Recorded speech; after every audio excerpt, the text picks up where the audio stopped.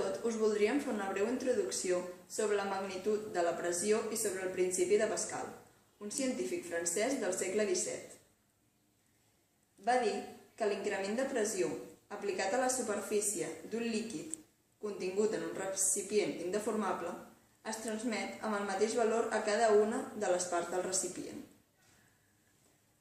Per això, seguint la fórmula de que la pressió és la força entre la superfície, podem afirmar que la proporció amb la qual es multiplica la força és la mateixa que la que hi ha entre les superfícies dels dos èmbols. Aquesta pràctica ens ha servit per comprovar el principi de Pascal i la incompressibilitat dels líquids, una de les seves propietats.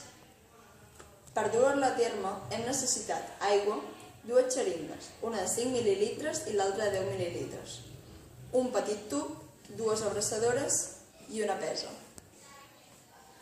El procediment ha consistit a omplir la xeringa petita amb aigua, és a dir, aquesta de 5 mil·lilitres.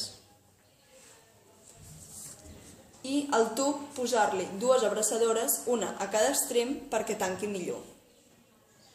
I finalment hem posat les dues xeringues als dos extrems del tub.